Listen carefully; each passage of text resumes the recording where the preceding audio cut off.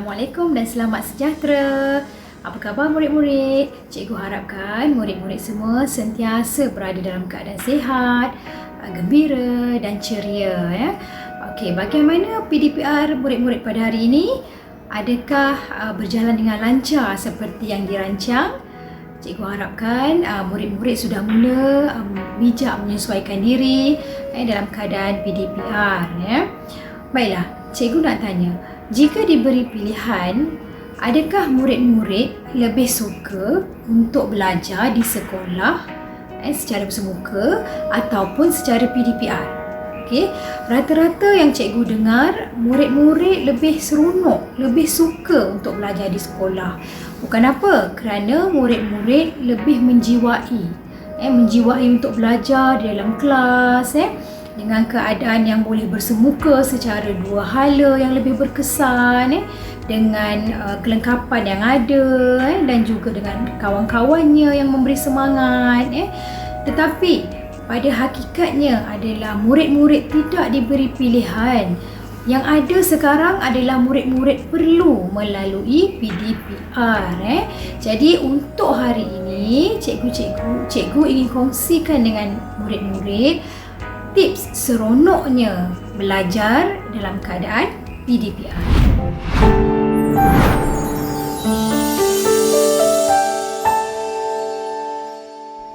PDPR ni adalah pengajaran dan pembelajaran di rumah yang dilakukan secara dalam talian.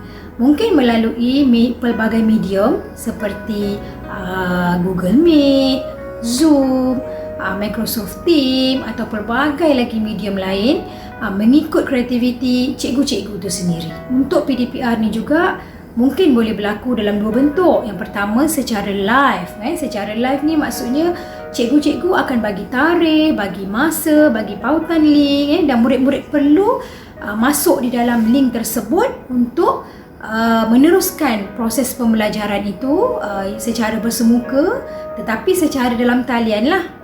Dan yang kedua adalah secara Google Classroom. Google Classroom ni di mana segala bahan, maklumat, kerja rumah, tugasan yang boleh diberikan oleh cikgu mahupun tugasan yang perlu dihantar oleh murid-murid melalui Google Classroom. Maksudnya bukan secara online tetapi secara Google Classroom dan murid-murid boleh akses pada bila-bila masa mengikut tempoh yang telah ditetapkanlah oleh cikgu masing-masing.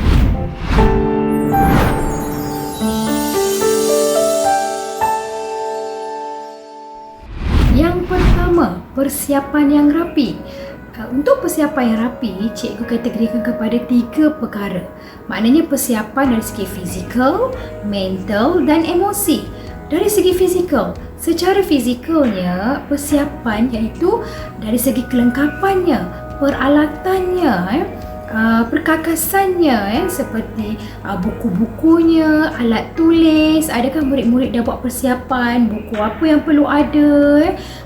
Kalau boleh balut buku tu seolah-olah murid-murid akan berada di sekolah, pergi ke sekolah. Komputernya, laptopnya ataupun guna telefon ke, dan juga lainnya. Perkara-perkara itu perlu ada persiapan sebelum memulakan PDPR. Yang kedua dari segi mental. Secara mentalnya murid-murid perlu setkan minda seolah-olah murid-murid akan pergi ke sekolah.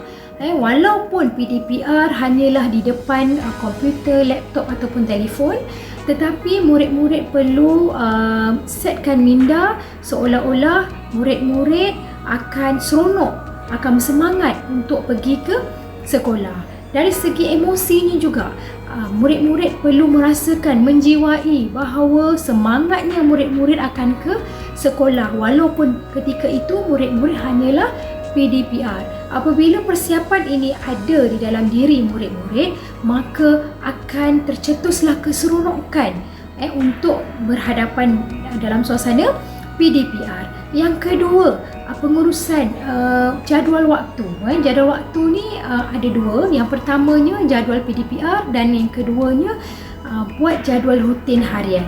Jadual PDPR ni sudah tentulah dalam seminggu 5 hari tu, Isnin hingga Jumaat.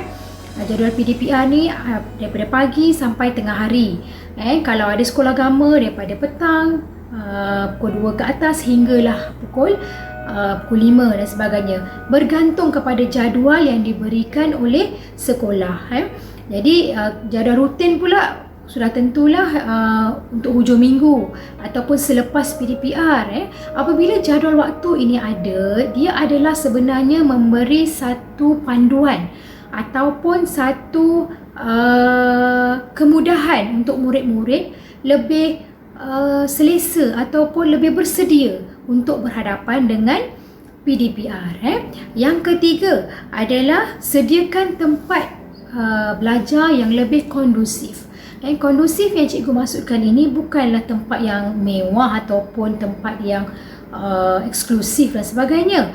Kondusif ni maksudnya cari tempat PDPR yang selesa. Yang selesa, yang jauh daripada kebisingan, dari segi pencahayaan tu lebih orang kata lebih selesa. Didik TV KPM. Didik TV KPM.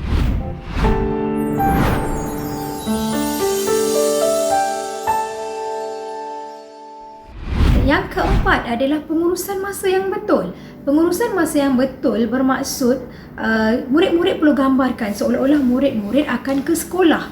Jadi apabila pergi ke sekolah, maka murid-murid perlu tahu, contohlah, murid-murid perlu tidur awal. Tidur awal pukul 10 dah tidur, kemudian bangun awal, lepas subuh tu bangun, terus mandi, sarapan, buat persiapan untuk pergi ke sekolah. Seolah-olah macam murid-murid nak ke sekolah ni. Kena buat dalam keadaan sebegitu. Apabila murid-murid dah bersedia, maka ia lebih seronok. Contohlah, kalau kelas tu bermula pukul 8, maka murid-murid dah bersedia pukul 7.30. Maknanya setengah jam awal dah ready, maka lebih menyeronokkan dan lebih tidak kelang kabut. Yang kelima, fokus semasa PDPR. Macam mana nak fokus masa PDPR? Fokus maksudnya kalau boleh buka lah video tu. Buka video supaya adanya komunikasi dua hala. Ini kadang-kadang kalau kita tengok murid-murid ni tutup video dengan suara, cikgu pun tak tahu sama ada murid-murid tu sebenarnya ada ke tidak kan. Bila ditanya kadang-kadang tak jawab. Itu pun sebenarnya menyebabkan murid-murid ni kurang fokus. Kemudian kalau cikgu tanya, jawab. Kalau kata tak faham, tanyalah time tu supaya tidak lupa dan murid-murid tahu bagaimana nak menyelesaikan isu ataupun menyelesaikan jawapan tu. Jangan seolah-olah macam ada halangan, tidak. Jadi apabila perkara ini berlaku, maka dah fokus, murid fokus, makanya menyeronokkan lagi PDPR. Dan yang keenam adalah ciptakan keseronokan. Macam mana nak cipta keseronokan? Tanya diri, seronok tak? Kalau tak seronok, cari keseronokan itu. Sebagai contoh, kalau waktu tu mengantuk, waktu tu macam tak semangat, bagaimana? Maknanya tanya soalan, fokuskan betul-betul apa yang berlaku. Apabila pengurusan masa tu bagus, ada jadual, lebih bersedia, maka seronok tu akan timbul sendiri. Kalau sebagai contohnya lah, kalau mengantuk, sediakanlah kudapan-kudapan yang boleh hilangkan ngantuk. Biskut, roti, tak perlulah yang makanan yang heavy-heavy dan sebagainya. Dia simple-simple untuk sambil-sambil PDPR supaya untuk hilangkan mengantuk. Jadi perkara-perkara ini sebenarnya boleh membantu sebenarnya murid-murid untuk cipta ataupun untuk menanam diri untuk lebih seronok apabila belajar PDPR.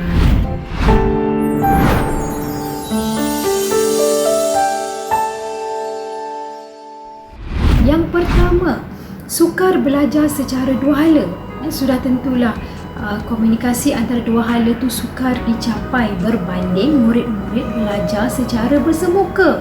Kadang-kadang apabila cikgu tanya, murid-murid sukar nak faham, nak tanya balik pun kadang-kadang rasa ada kekangan. Sebagai contoh, kalau buat eksperimen, eksperimen cikgu minta murid-murid buat secara atas talian.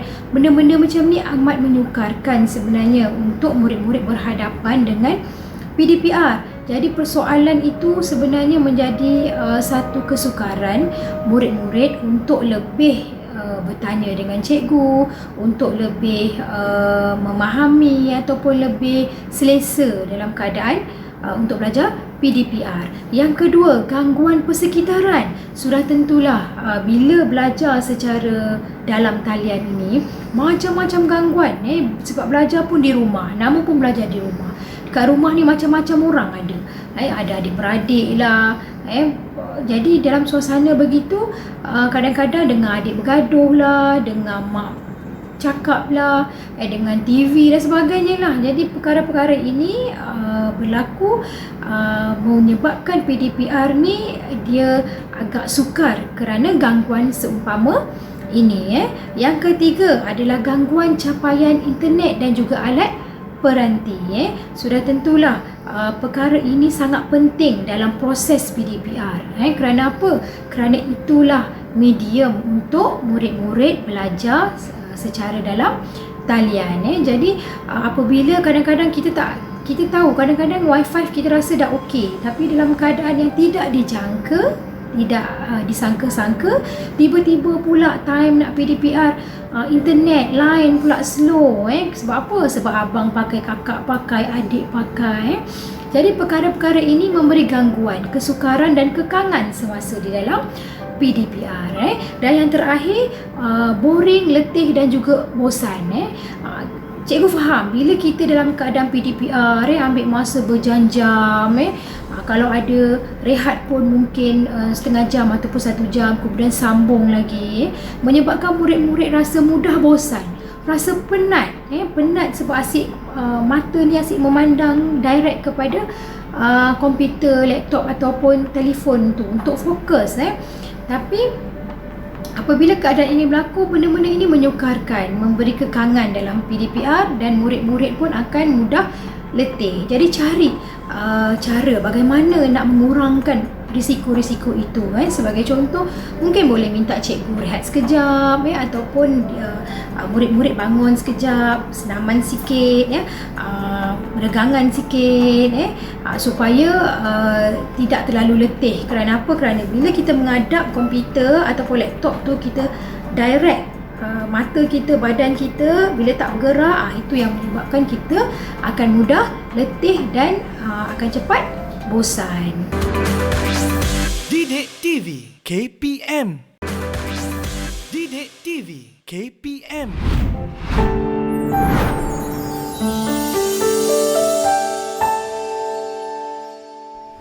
Yang pertama, sediakan kelengkapan. Macam cikgu cakap tadi, ibu bapa sebenarnya perlu memainkan peranan penting dalam membantu murid-murid untuk menyediakan keperluan mereka. Dari segi bukunya, dari segi komputernya, dari segi laptopnya, line-nya, perlu pastikan semua tu ada supaya anak-anak ni boleh belajar dengan selesa. Yang kedua, sediakan tempat yang selesa. Kalau boleh, sediakan tempat PDPR anak-anak ni di dalam bilik. Sekiranya tiada bilik ataupun ruang yang terhad, dekat meja makan pun boleh. Tapi tempat tu biarlah selesa, yang kondusif, yang kurang gangguan daripada orang lain. Yang ketiga, kawal dan pantau. Ibu bapa ni kadang-kadang mereka pun BDR juga, bekerja. Tapi bila mereka tengok pula anak-anak ni PDPR, mereka merasakan okey, anak aku dah PDPR, okey, maknanya anak-anak dah masuk ke kelas. Tapi mereka tak pantau, tak kawal anak-anak ni. Cuba jenguk sedikit anak-anak, apa yang mereka buat. Betulkah mereka ni masuk kelas, dengar, fokus, apa yang mereka buat, ada tak mereka ni dengar, buat tak tugasan yang diberi. Jadi ibu bapa perlu mainkan peranan untuk kawal dan pantau supaya anak-anak ni rasa diri mereka ni ambil berat untuk melalui PDPR ni. Yang keempat, sentiasa peka akan isu anak-anak.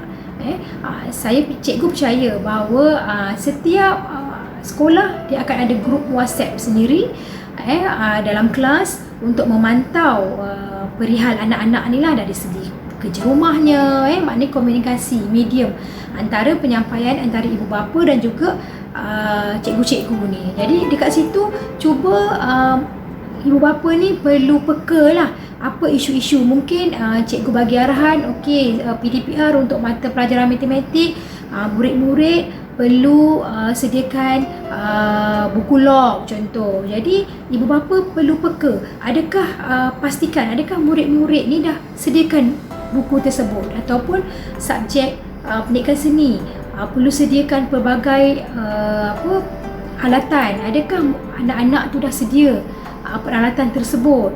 Jadi isu-isu ini perlu ibu bapa alert, perlu peka dan ambil tindakan terhadap apa yang diminta.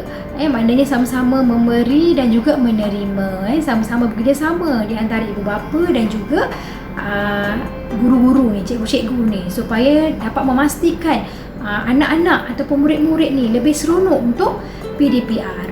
Dan yang terakhir adalah ibu bapa perlu fleksibel. Fleksibel yang cikgu masukkan sini, ibu bapa ni kena struggle, kena kena lebih kreatif, kena lebih, ada kalanya kena lebih mencari ilmu, kena lebih pandai untuk mengajar anak. Kerana apa? Kalau di sekolah kita memang serahkan anak kita dengan cikgu yang akan ajar, nak mengajar pemuda sebab mereka ni bersemuka. Tapi untuk PDPR ni, ibu bapa yang kena lebih struggle. Kadang-kadang bila belajar secara dalam talian ni, anak-anak tak faham, ibu bapa lah yang kena tanya, okey, faham ke tidak, macam mana buat ni. Okey, kalau ibu bapa ada sedikit ilmu, terpaksalah kenalah ajar juga. Kalau katakan ibu bapa pun tidak, yelah, zaman sekarang dengan zaman dulu tak sama dia punya sukatan pelajaran kan, mungkin ibu bapa boleh tanya kepada guru.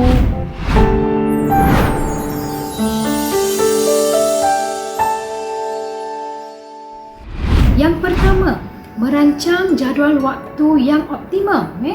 Kalau kita tengoklah di sekolah, kalau bersemuka, kita bolehlah, cikgu-cikgu bolehlah bagi jadual waktu dalam satu hari tu 13-14 waktu untuk bagi kerja rumah dan sebagainya. Tetapi untuk PDPR banyak sangat kekangan, banyak sangat halangan dalam masa yang terhad. Gunakan kesesuaian yang lebih optimum untuk menyediakan jadual waktu subjek murid-murid. Contoh, mungkin dalam satu hari tu 3 ataupun 4 subjek saja. Supaya apa? Supaya murid-murid ni lebih fokus, lebih capai objektif PDPR ketika itu. Jadi murid-murid pun lebih seronok untuk belajar dan cikgu-cikgu juga seronok untuk beri tugasan untuk mengajar. Yang kedua, pastikan kaedah penyampaian yang lebih menarik. Apabila belajar dalam keadaan PDPR, guru-guru ataupun cikgu-cikgu ni perlu kreatif, perlu ada alternatif, perlu ada strategi bagaimana nak menarik minat murid-murid supaya murid-murid boleh fokus dan seronok untuk PDPR. Sebagai contoh, mungkin cikgu-cikgu boleh buat kuis, boleh buat pertandingan, pembentangan. Jadi tidaklah cikgu asyik baca teks, jadi murid-murid pun mula bosan sampai tertidur-tidur kan. Jadi kaedah-kaedah penyampaian yang kreatif sebegitulah yang membantu murid-murid untuk lebih bersemangat PDPR. Yang ketiga, menyediakan bahan-bahan yang mudah diakses. Kalau kita tengoklah dekat PDPR ni, bahan-bahan ataupun peralatan sangat terhad untuk murid-murid perolehi. Kalau kita tengok dalam keadaan PKP, kedai ada beberapa kedai yang tutup dan ada yang buka. Jadi perlu memudahkan murid-murid ni supaya murid-murid ni lebih bersemangat sebenarnya untuk PDPR. Bukan apa cikgu, kalau sekiranya bahan-bahan yang diminta tidak boleh disediakan oleh murid-murid, nanti murid-murid akan bosan, murid-murid akan rasa alah, tak bawa bahan, tak ada bahan. Jadi PDPR pun akan rasa tidak seronok. Yang keempat adalah menetapkan tugas kerja yang sesuai, bagi kerja rumah yang sesuai dan yang mudah. Maksud saya mudah tu maknanya dalam keadaan PDPR ni, kalau kita terlalu banyak, kalau cikgu-cikgu terlalu banyak bagi homework, dalam satu hari tu semua dalam satu subjek tu ada 3-4 tugasan kena buat. Jadi perkara-perkara ini sebenarnya memberi satu tekanan kepada murid-murid. Sebab apa? Dahlah murid-murid ni belajar dalam PDPR, ada beberapa part bahagian yang mereka tak faham, kemudian cikgu bagi lagi kerja rumah. Jadi cikgu-cikgu kena kreatif. Mungkin kerja rumah boleh bagi dalam keadaan kuantiti yang sedikit, tetapi perbincangan tu lebih. Mungkin mengadakan perbincangan, mengadakan pembentangan. Jadi maknanya bila perkara ini berlaku, maka murid-murid akan selesaikan waktu tu juga. Tak faham pun akan ditanya waktu tu juga. Jadi tidak ada tangguhan ataupun tidak ada isu kerja rumah yang tidak siap dan sebagainya. Jadi murid-murid, kesimpulannya dekat sini, murid-murid sebenarnya perlu berada di bumi yang nyata. Maksud cikgu berada di bumi yang nyata, murid-murid kena percaya, murid-murid tak ada pilihan bahawa murid-murid kena berhadapan dengan PDPR. Kerana apa? Setiap apa yang berlaku pasti ada hikmahnya. Dalam keadaan PKP ini, murid-murid perlu struggle, perlu terima hakikat bahawa walaupun murid-murid tidak belajar, tidak ke sekolah secara bersemuka, tetapi sekurang-kurangnya murid-murid boleh juga belajar walaupun melalui PDPR. Jadi tepuk dada, tanya selera. Selamat berjaya murid-murid. Bye.